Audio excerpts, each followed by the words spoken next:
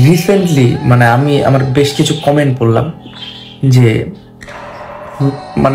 কমেন্টে লিখছে, যদি আমি একজন ফানি কন্টেন্ট ক্রিয়েটর, সে কমেন্টে লিখছে যে রোস্টিং করা ছাড়া আর কোনো যোগ্যতা নাই।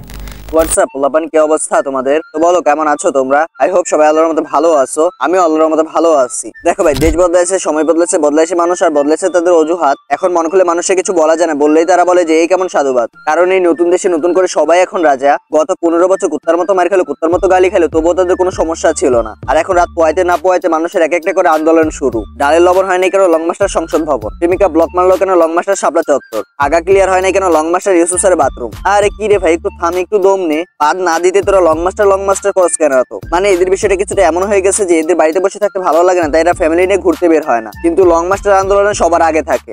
ভাই বর্তমানে এমন একটা অবস্থা হয়ে গেছে, কাউরে কিছু বলা যায় না, বললেই সেট করে ওঠে, আর বললেই একটা কথাই বলে, এর জন্য কি দেশ স্বাধীন করতে। কাউরে মন থেকে গালি দেওয়া যায় না, গালি দিলেই বলে এর জন্য কি দেশ স্বাধীন করতে। কেউ লাইনে দাঁড়িয়ে থাকতে চায় না, লাইনে দাঁড়িয়ে থাকলেই বলে এর জন্য কি দেশ স্বাধীন করতে। 2-3 বেশি হাত মারা যায় না, হাত মারলেই বলে এর জন্য কি। আরে ভাই থাম, অন্তত এই জিনিসের জন্য দেশ স্বাধীন করি নাই, এটার একটু ছেড়ে দে। এসব নিয়ে তাদের প্রকৃত অনেক চুলকানি, যে চুলকানির কোনো ওষুধ নাই। আর এইদিকে দেশের অবস্থা ধর্ষণ নিয়ে শেষ হয়ে যাইতেছে, তাদের কোনো সমস্যা নাই। আচ্ছা, এসব বলে কোনো লাভ নাই। আজকে যে টপিক নিয়ে ভিডিও চলো সেই টপিকে ফিরে যাই। বর্তমানে কাউকে কোনো উচিত কথা বলা যায় না, বললেই তো চ্যানেল উড়িয়ে দিবে। আরে চোদন, আমরা কি পানিতে ভেসে আসলাম নাকি? লাক্সাকিব তোমাদের নিয়ে উচিত কথা বলে, তাই তার চ্যানেলের অবস্থা খারাপ করে দিচ্ছে। ওই দিন দেখলাম 2টা স্টেক অলরেডি চলে আসছে, আরেকটা স্ট্রাইক আসলে তার চ্যানেল আর খুঁজেই পাবা না তোমরা।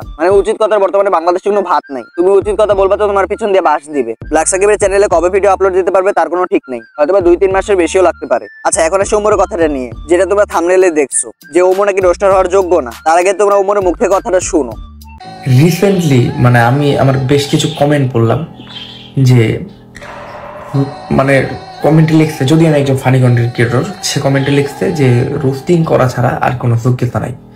দেখো ভাই, রোস্টিং একটা যোগ্যতা, যদিও এই যোগ্যতা আমার নাই, কিন্তু রোস্টিং একটা যোগ্যতা।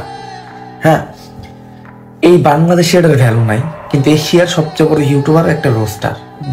এক টাইমে পৃথিবীর সব থেকে বড় একজন রোস্টার ইউটিউবার ছিল একজন রোস্টার। এখন মিস্টার বিস্ট আছে, কিন্তু এক সময় ছিল একজন রোস্টার। তো এই যে রোস্টিং কন্টেন্ট না এত ছোট করে দেবো ভাই, বুঝলাম না।